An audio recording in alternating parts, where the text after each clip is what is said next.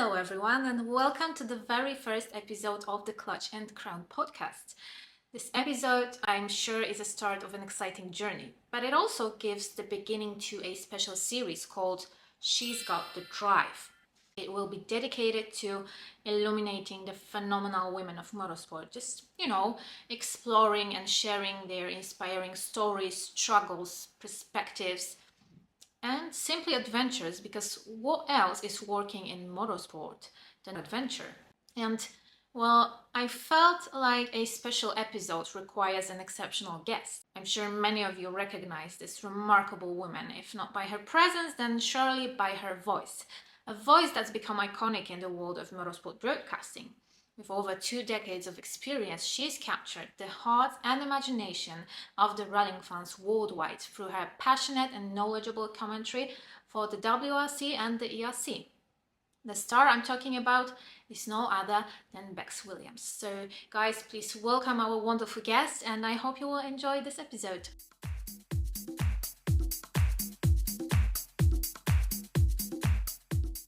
Becs Williams, welcome to the first episode of Clutch and Crown podcast. I'm so happy and honored that you're here.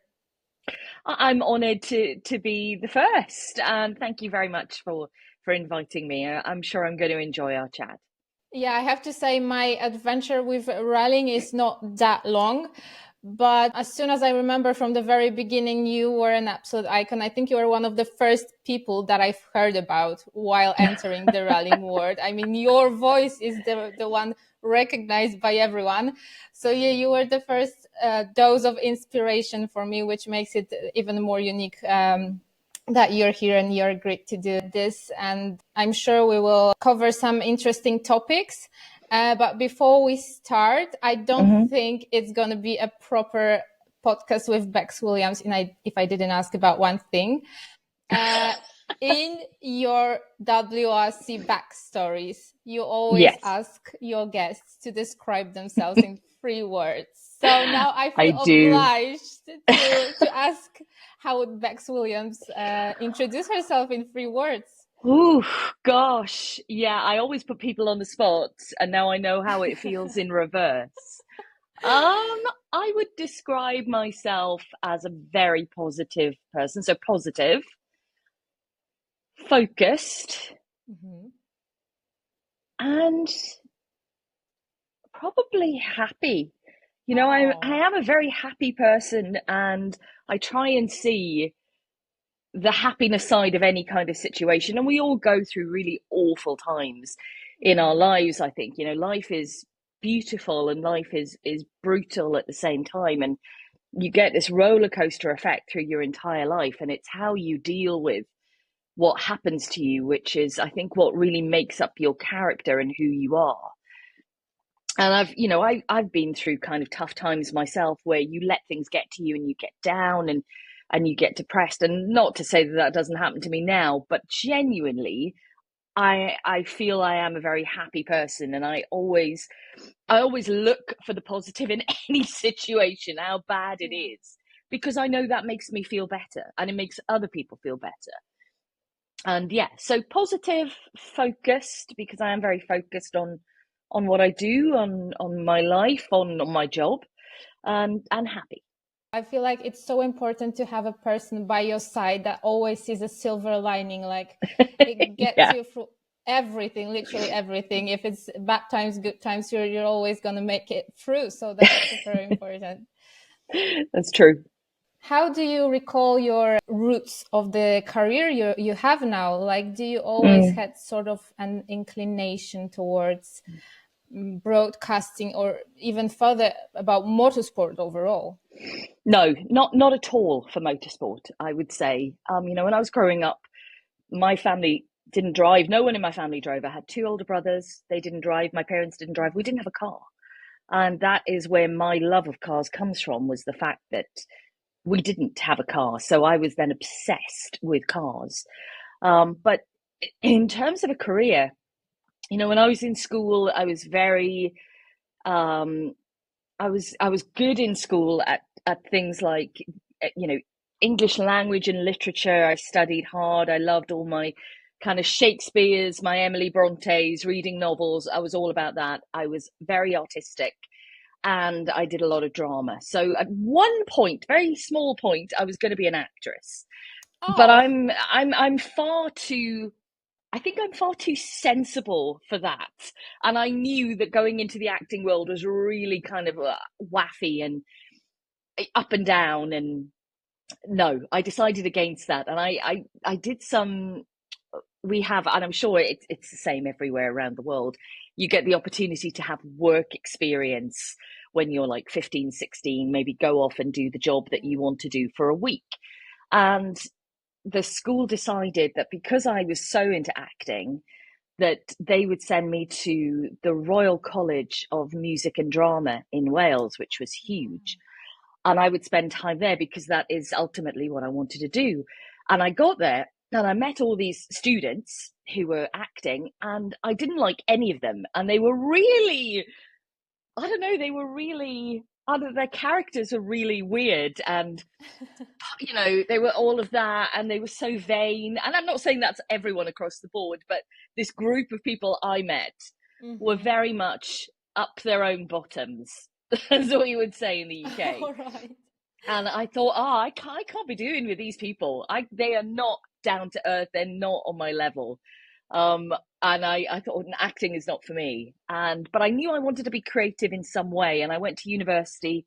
I did a journalist degree because I loved the English language so much. And I could see myself being a journalist. But I also studied it was a media arts degree. So I studied how to make films, edit films, Oh, the whole screenwriting process, cinematography. It was a really, really good degree. And in my mind, I was like, okay, the journalism is a backup, but I'd like to go and make films. That's what I would like to go and do, and let my creative process kind of go through that way. And it never happened because I went to you have work to for. use it now. I mean, with I all the know. documentaries coming up from M Sport and Hyundai, now you have to, take the wheel and do a whole documentary on WRC. Well, there we go. Yeah, I mean, this is all really exciting stuff that's going to be happening. But yeah, I kind of went to work for the BBC as soon as I finished university, and I realised working in the BBC, because it had so many different departments, drama, which I worked in first, music, news, that none of those were really for me. And I got to the sport department, and I loved the energy of live sport and just working in sport because, and I've said this to many people, sport is bringing out the best in people because people are striving to be the best version of themselves. And I found so many positive stories there, and I wanted to tell those stories, stories about people that you don't regularly hear of. There are so many different sports in the world, and these incredible stories of how people have come from nothing to achieving Olympic goals, let's say. And I worked on 2 Olympics back in the early 2000s. And to be able to tell those stories was incredible for me. And then the motorsport, it came just a little later. I'd say maybe a year after realizing what I wanted to do. I worked for an agency in Cardiff, who covered a range of sport, and they just so happened to be working on the World Rally Championship at the time and the British Rally Championship.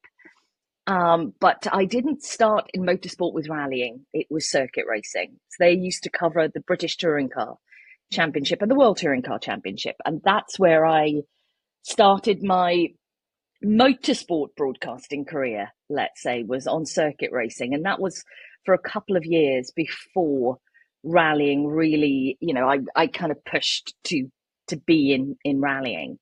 I'd always followed it growing up with 2 older brothers. They were into it. I'd followed it.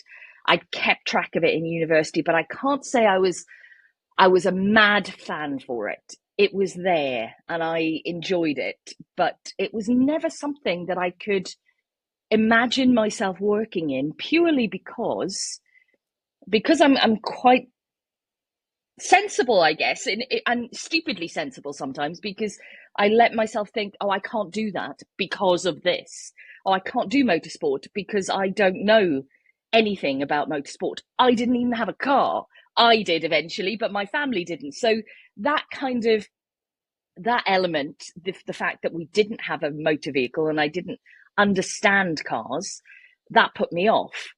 But at the same time, because I didn't understand them, I then took a mechanics course and made sure that I understood cars because I wanted to. For when I got a car myself, I didn't want to be broken down at the side of the road, not knowing what to do, not knowing how to change a tire at the You very were fully least. dedicated to the whole process. Yeah, focus. See, it's where the focus comes in, Yes. I think. You know, when I choose to do something, I am all in.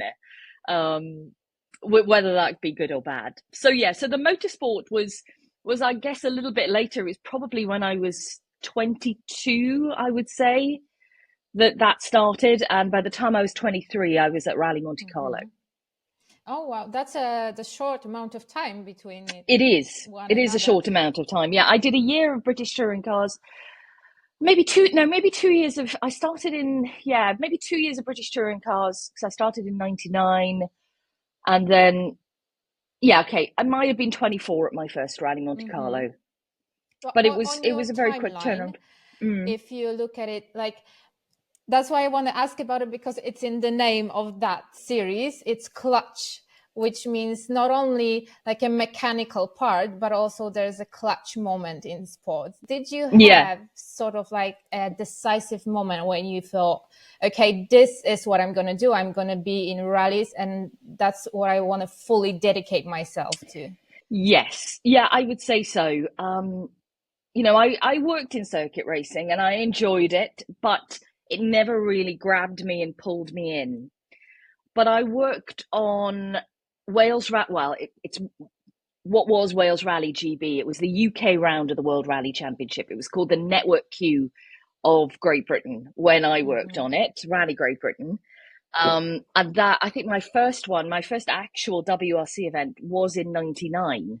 I did 99, 2000, 2001, just one event per year at Wales. I'll call it Wales Rally GB, otherwise it'll be confused. And it was on that event where I really saw the camaraderie of everyone on a rally.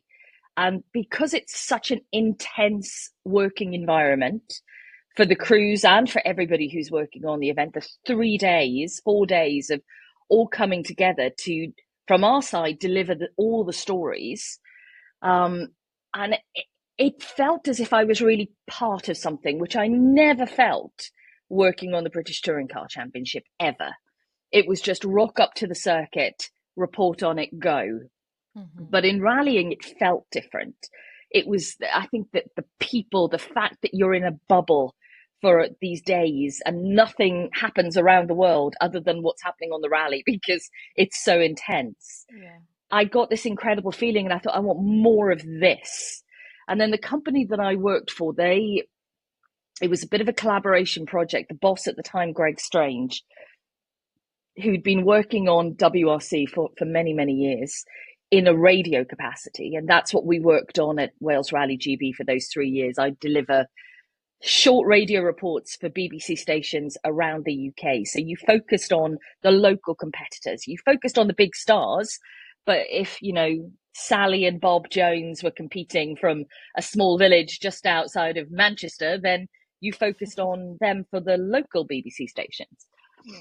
And he decided that he wanted to run a whole radio station which covered every single round of the championship. And he said, you know, I have this idea. What do you think of it? And it was like, wow, it's a big idea, Greg.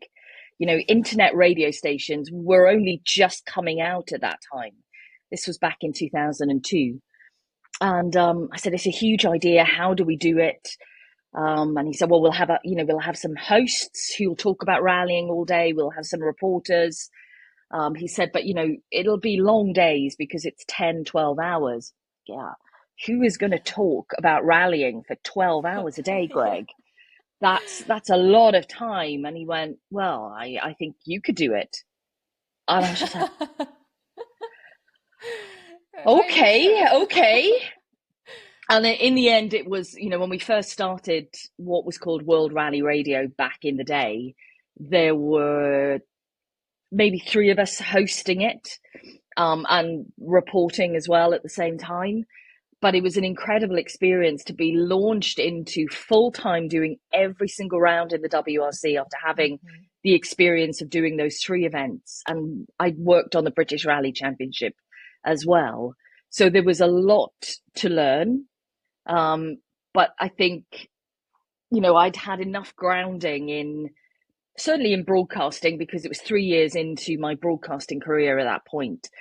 But, you're coming up against new people, and people who weren't really au fait with what we were doing. They didn't quite understand internet radio and who would be listening and how it worked. And it was very, very strange at the time, but it was the only live element that WRC had on the new WRC.com website, was live radio.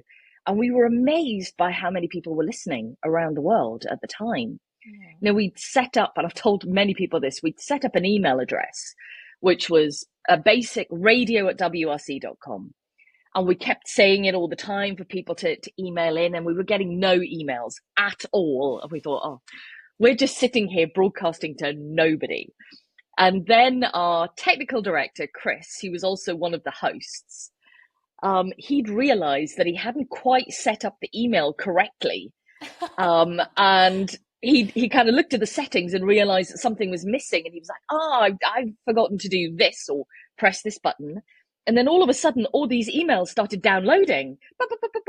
And there was people just everywhere listening. And we were like, oh my God, there are people listening to what we're doing. Thank God we're not just sitting here talking to ourselves. It was a real baptism of fire, I would say. You can't just walk into any sport, I don't think, and just think that, my advice would be to anyone, don't walk into any sport and think that you will know what's going on immediately, and certainly not something as complex as the WRC. It took a long while to understand how it all worked, but it was well worth the brutality of that first year of broadcasting and using the internet to broadcast, which, like 2002, it was still kind of early days of all of that technology. Things would go wrong. And, you're broadcasting from remote parts of the world sometimes as well, when we're in a service park up in the hills somewhere and people are going, you need an internet cable up here? What? How is that going to work? How do you do this? It was a lot of learning in that first year doing all the radio stuff, but it was a great grounding for doing what I'm doing now. But I think it's also important to mention, like before you said about the drama school and the people that were there. And I think it's always about being at the right place at the right time and with right people, because they can tell you the most insane idea, the most random, but if you're doing this together and you support each other, you're going to make it. Yeah, that's absolutely right. It is about the people. At the end of the day, it is about the people and how they make you feel, and whether you have faith in them and the support from them to be able to move forward. And I think that's what makes WRC one of the most attractive places to work for other people who are on the outside looking in, maybe because they see this camaraderie of spirit, and everyone's having a great time, even though the hours are long. It's a demanding job in whatever you're doing in the WRC, whether you're driving a car or whether you're in a kitchen in a service area. They're long days, they're intense days for everybody. But I think everyone pulls together a little bit more in those scenarios, and it makes the working environment is really important, and to have good people around you. And I knew, being at that drama school, that wasn't for me. I am not the kind of person who promotes themselves or pushes themselves forward in a way that I probably would have needed to be an actress. I'm so not that at all. Stick me in a corner and I'm fine, but I'm not a person who likes really being in the spotlight so much. speaking also about the bubble that you're in, I remember my first WRC rally, which was Rally Poland 2024. And it was just a full week of such an intense lifestyle. But it was still a bubble that you were so like driven on adrenaline. It was at times it was nervous, but also it brought you so much satisfaction. And I remember noticing all the people running around the service park. And I noticed that even if there's a lot of competition, even if, you know, there's this rivalry and the teams are striving to be the best, everybody remembers that they are all striving for the same purpose. Yeah. Which means for them, we're all in this together. And, you know, even if we're on the opposite sides, we sometimes need to support each other and we need to be for one another. And that's the amazing thing about that sport. Yeah, it is. And it, you know, I see it on every single event that I go to. And I think that is one of the elements why, you know, people are keen to work in it, because they see that, as well as the fact that the sport is the best motorsport on the planet. And you're up close and personal with these amazing cars, these amazing drivers. There's a whole package which you want to kind of play yourself into, and I get that. What would you say is the most challenging and most rewarding part of your job? Ooh, the most challenging part. I think the most challenging part is kind of hoping that you're telling the story properly, because there are so many stories to tell, and at the end of the weekend, you can sit back and think, you know, did I do a good job? Did I effectively tell the story of this rally well enough that people love it, that people see the real sport side of it, but they also see the human side of it as well. And I think the challenge is showing people both sides of what we work in. The amazing, incredible scenes that we see on the stages. I have such respect for these drivers and what they do. It blows me away. And I've been working on this sport, you know, since '99, and I've seen amazing things, and still, you know, I come across things that blow me away, and I'm in awe of their driving skill.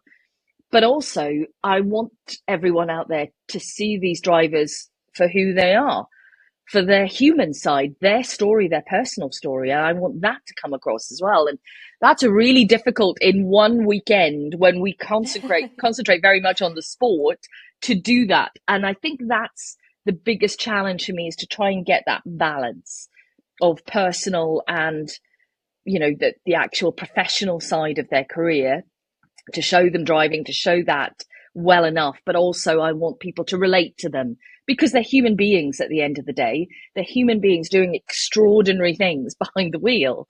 And we are very lucky to be able to see that. But I want them to know, you know, that Adrian Formeau is a really funny guy, and he makes it easy because he does that for us, you know, at stage ends or whatever. And he was supposed to be a doctor. I mean, I all know this because I don't even have to sometimes watch the rally. I can just play it in the background, and I'm just hearing you as a podcast as well. So I get to know so many interesting facts about all of the drivers, which is amazing. Yeah, and I think, you know, everyone has their little stories, don't they? And I love hearing them. I love the human element of it all. And I think that is what really brings people in.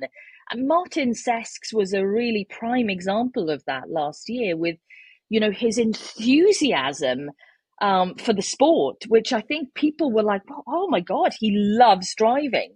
Because our drivers right at the top level, they do show themselves at stage ends, but it's a high pressure environment when we stick a microphone into a car, and they have a lot of pressure on their shoulders. They're there to do a job for their manufacturer. That's what they're paid to do. And Martins comes in at, you know, the early stages of certainly his WRC career, and he is just enjoying every single moment, and he is showing us that, and people really bonded with that. And I'm delighted that we're going to see more of him this year. And, you know, yes, we'll see more of that. We'll learn more about his character. And he stood out for me this year, certainly, as well as Adrian Formeau. There were so many different things. But then, Ogier, who's been there now a long time, since 2008, still we see his character coming through.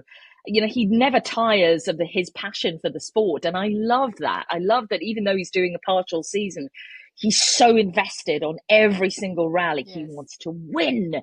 There's a real, focus from him all the time. And I really like that. So, yeah. I kind of regret I won't see Adrian and Cesc in one team in M Sport, because I'm sure it would be some material to entertain people. I feel like they will get along really well. Yeah, absolutely. I think so. I think, it's always interesting for us as journalists to see their characters together, outside of the car and in the team areas, and to see what rivalries there are and how well they work together and the friendships that develop. And I interviewed Thierry Neuville yesterday for Backstories podcast, revisited, because he was the first ever Backstories podcast back in 2020. And we talked a little bit about that, about the fact that, you're with these people, whether it be, drivers, your teammates or team bosses, in this intense situation for these days, or for them the whole year. And you form these bonds, these friendship, whether they be friendship bonds or whether they be, I don't like you very much bonds, And he said, for him, there are key people who, he's made friends with through rally that will stay with him for a long, long time. And even he said, just people he's come across, drivers who he was competing with over 10 years ago, who were getting in contact with him during Japan. He said that, they never go away. These people, that they follow your career, and it's really lovely to have that support, and that friendship stays, even though they haven't seen each other in maybe 10 years. And that was really good to hear. I'm disappointed also we won't see Formeau and Cesc in the same team, but I'm really delighted that Martins has got, the opportunity to do 6, potentially a little bit more than that, hopefully, because he's aiming to do the final round as well. Let's see how it all plays out. But I'm delighted he's going to be there. The fans are going to love it. Sure, it's going to be exciting. Speaking of your Backstories podcast, which driver or pilot was your favorite to interview? Oh, great question. Because I'm sure there are different personalities. Like, it's different to interview Adrian and Tanak, for example. Different dynamics, Definitely. And also the whole setup was different. So when we started the Backstories podcast, they were supposed to be 30 minutes in length, so quite short. And I would do them face to face with the drivers on events. So in Rally Mexico 2020, COVID year, we started them.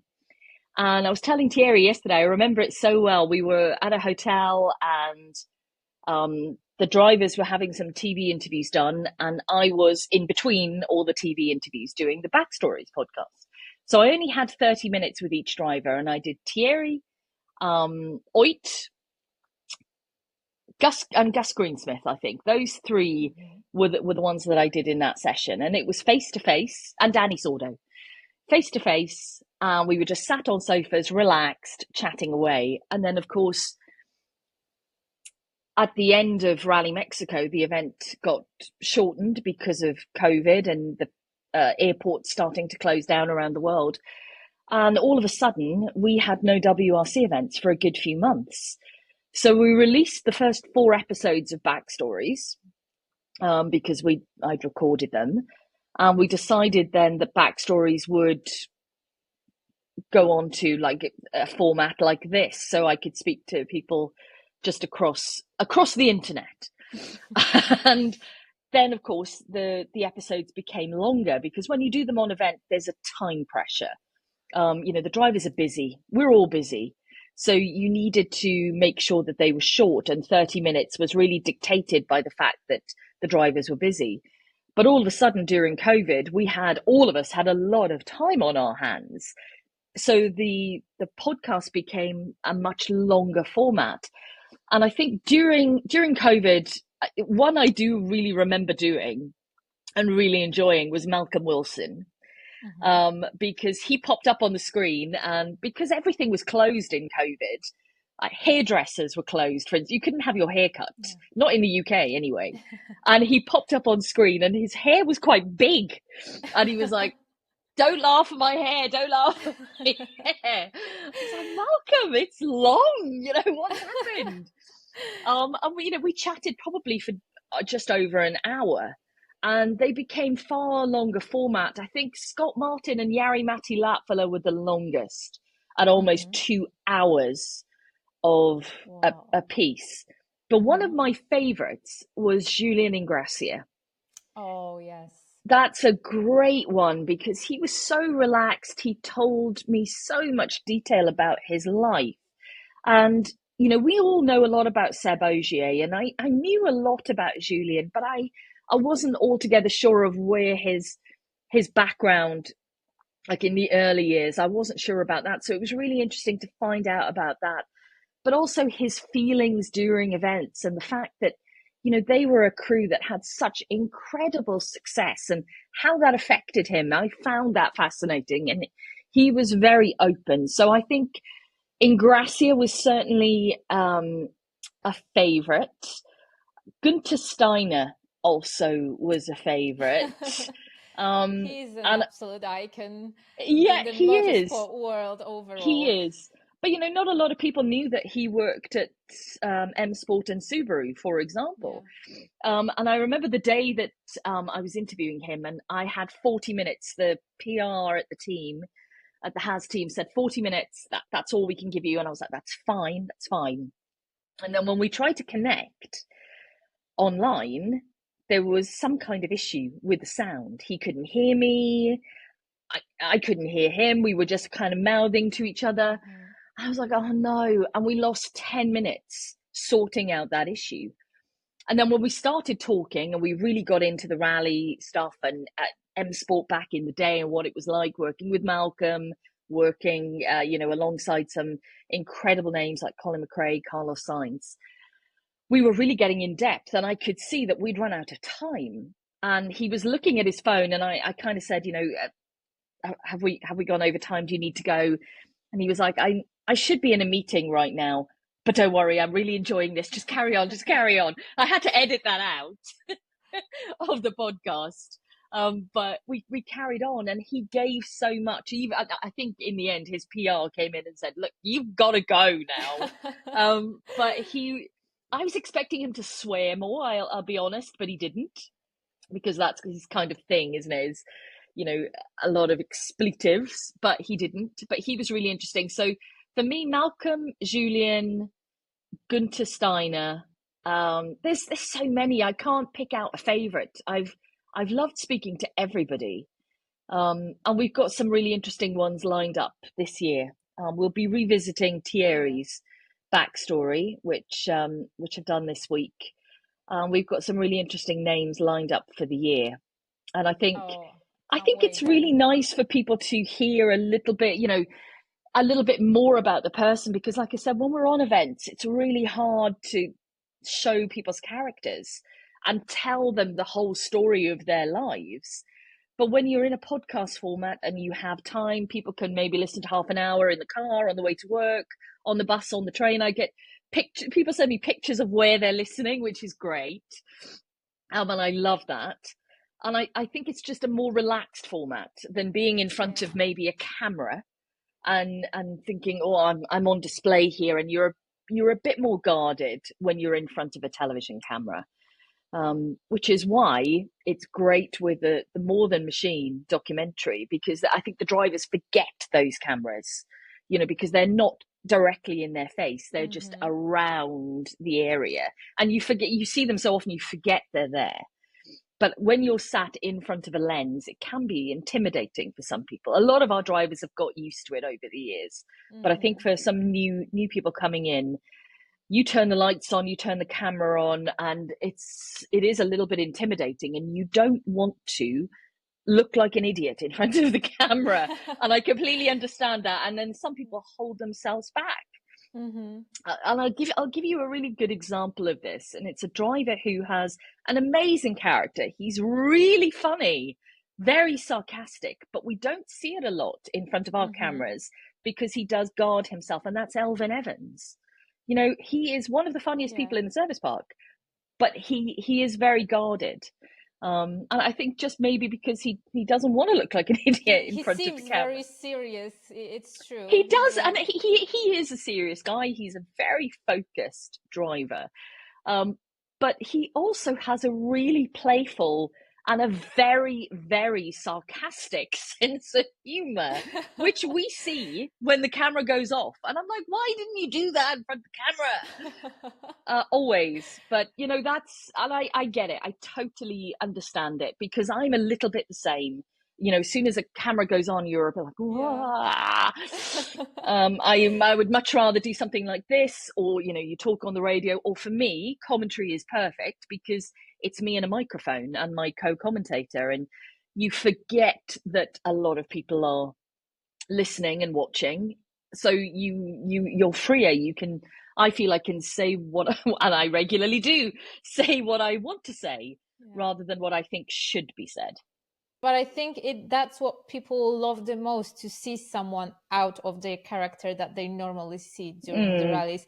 That's why, for example, Formula One, when they had their docuseries on Netflix, and they were able to see the drivers, that they have totally different characters and approaches towards driving. And on a daily basis, they're even more different.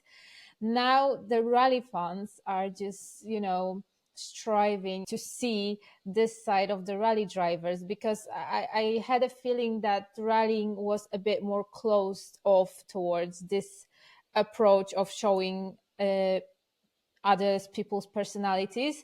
And the first stories that I've heard were from your podcasts, and that was great to see and to hear that. So with more materials coming up, I feel like it's going to be so great to see all kinds of sides to this sport. Yeah, it can be nothing but good. You know, the more we consume, the more we see, the better. And I think the more behind the scenes, that for me, that's what I'm really interested in. Obviously, I love the sport and I want to see them on the stages, and that's what, you know, that's the main thing. But then I think a lot of people will relate to the behind the scenes because they want to see these incredible drivers as human beings, as normal, as someone they can relate to, as someone they could think, well, maybe I could go and do that. And there are a lot of people that think that, believe me, but there are not many that can do that, what they do. But it's always good to dream, at least. yeah, keep the dream alive. But I think people like that, and it's across every walk of life. You want to be able to relate to something, to know that these people, you know, are funny, a bit daft, or whatever.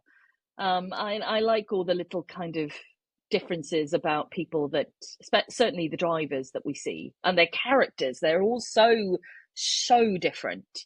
Yeah. And that's quite unique, I think, you know, to have a group of people who are vastly different to each other.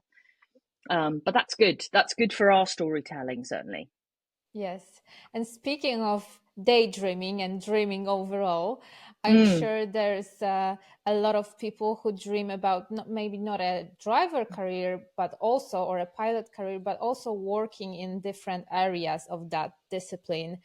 Comparing to your beginnings, where you said that you didn't have any connections in the family, do you think now it's is it easier? Is it harder to reach out to the rallying world? Is it easier, more inclusive? It's far easier now, I would say, and certainly it's easier across the board in every area, I would say. If you wanted to come in and work as a mechanic, if you wanted to come in and, you know, do the kind of job that I'm doing, it's easier to reach out and find out the stepping stones to getting there. For me, what I have discovered a little bit over the past few years with people who want to try and come in and do a broadcasting job is that they don't have any broadcasting experience. They're just fans of the sport that would like to give it a go. And my advice always is to anybody out there, you need to have experience in a role that you're trying to go for. I'd had, by the time I came into WRC, I'd already had 3 years, one of those years, being trained at the BBC. And I knew, and I'd already had a degree in broadcasting. So you need to have experience, whatever level it's at, whether you're going to local rallies and doing radio reports or whatever you're doing, you need to have some experience before you come up to this level and say, I want to come and work in the broadcast team. Oh, but I haven't got any broadcast experience, but I love rallying. That is not enough to come in and, it's like any job, isn't it? I mean, it's not just here, it's anywhere. You need to have the experience in what you're actually going to do. And I think I had one, I do get a lot of people who will message me, and I will always try and help them in whichever way I can. And I'm really pleased to say that it's been more women than men. But I did have a guy yesterday who messaged me who is already presenting and would like to come in, and I will always give advice and give contacts where I can. But there are, but I will always say there are a lot of people who want the same thing. But I had a girl wrote to me last year, and she was from Wales, and she was 15 years of age and really keen to get into journalism and broadcasting. And maybe not necessarily in rallying, but she loved rallying. She's in Heartland, Wales, where rallying is huge. And I arranged for her to come to Rally Ceredigion and see how we worked. And obviously that's a local rally for me. It's in Wales, even though it's 2 hours away from where I live, it's still my local rally. And her name was Heledd, and she was 14, I think she was at the time. And, she was looking at her career, what it could be like, and she wanted to see how everything was made. So she came and spent the whole day with us and watched how we interviewed. She sat in the gallery, watched how the program was put together. And she was very, very mature for her 14 years of age. And she just soaked everything up like a sponge. And she went away, loved the experience. It's got her thinking about what she really wants to do in the future. And we've stayed in contact. And I think doing things like that as well is really important, having a work experience. I mean, in her sense, we can't do that on every single round of the championship, or we can't do it for everybody. But I was really lucky that it was someone local, essentially, that I could help out and show. But if you go to rallies and if you see behind the scenes how it all works, if you get the opportunity to do that, then do it, because it's really important to see how things are put together. And I think people always have a bit of a big surprise when they see how the television is put together, for example. Because we've had people come to event who do the tour and we're commentating. They come in, they see us commentating, they go to the gallery and they see, the helicopter up, they see all the onboards on the screen. And a lot of them don't realize that it's bigger than it seems maybe on the television, and then vice versa. A lot of people expect a massive, huge trucks and all kinds of things, and which there are. But on some events, everyone is based remotely, apart from us commentators and reporters. And, there's not a huge amount to see with new ways of broadcasting. So, advice for anyone out there who wants to get into any area of the WRC is reach out to people or you can see who are working in WRC, and ask for advice. I will always give it, and I know my colleagues will, and there others in different facets as well who will. There's a lot of people who want to break in and become mechanics, and I will always push you in the direction of people that I know that can help. But again, what I would say is you have to have, if you want to work in this sport, you have to have a real determination to get in, because there are a lot of people who want to work in this sport. And it's also a very specific environment to work in. It's not like... It is. It's nothing like an office job. It's very high pressure. You have to be so flexible to adjust to different environments. So it's definitely not for everyone. It isn't for everybody. And we have had people who have come in and worked with us in TV who haven't stayed that long. because it's brutal hours and it's not quite what they thought it would be, and that's fine, because that's the same for everybody in any job. You go into it and you think, this isn't quite what I thought it was going to be, and it's not for me, or it is for me. And that's just, you have to test it out to see it on your own skin, to feel it, and to just make a decision. But I'm also so happy to see so much women in motorsport. It's getting, like, our group is getting bigger and bigger, and it's in all kinds of surroundings, whether one becomes a mechanic or covering the rally or in social media. I feel like it's such a good thing to see that we actually bring to a very masculine environment, and that has been like that so far. We bring so many characteristics and so many traits that make this better.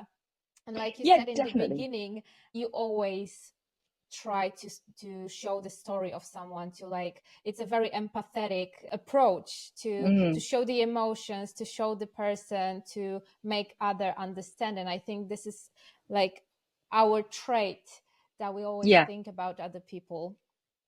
I think you're right. And I think it's great that more women are represented now in WRC and in rallying in general across the board, and in motorsport in general. It's getting far better. When I started back in the early 2000s, there was only one female journalist that worked on WRC, and now there are many, many more. And yes, there are women mechanics. Women are in every level of WRC, and it's really important. It's really important for motorsport as a whole. And I think the doorways have been widened to getting into the sport, certainly from when I was in. And I've always been asked, how do you feel as a woman in motorsport? Has it ever affected you? Has there ever been any negatives? And I can't say that there really have been. I've not ever felt as if I've been treated differently, certainly by the people in WRC. And my entire goal was always to be, the best broadcaster I could be. And I didn't have a comparison. I didn't have a female comparison, because there were no female broadcasters. There were no other women commentating or reporting on rallying in the way I was. There was one who I worked with early on called Sam Lloyd, but then she left WRC. So I had no basis of comparison from a female perspective. And I thought to myself, well, it really doesn't matter, because I just want to be the best that I can be. I just want to do the best job that I can do as a commentator. I don't need to compare myself to a woman or indeed a man. I just want to be the best at what I'm doing, and I just need to work on that and focus on that. And I realized that kind of in the mid 2000s, that you can't, this isn't a job, I don't feel, where you can compare yourself to others, because if you do that, then you will constantly be unhappy. And comparison is the thief of joy. It absolutely is.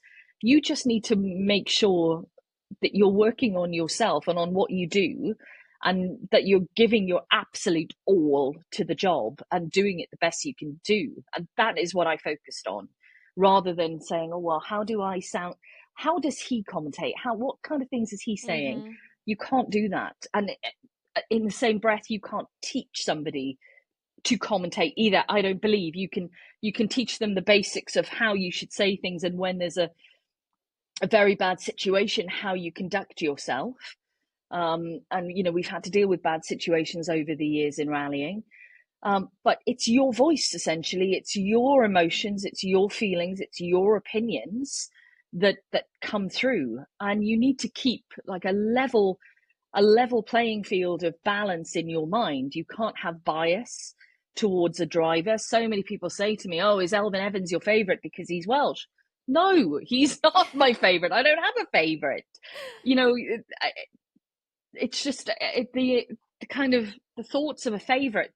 It's strange, if anyone was my favorite, or the driver that I'd kind of bonded with the most, it was Craig Breen, because it was always a joy for him when he walked in the room and you interviewed him. He was always happy. And I love that. But you don't have a bias for that person then on air. You can't. It's the cardinal rule. You can't do that.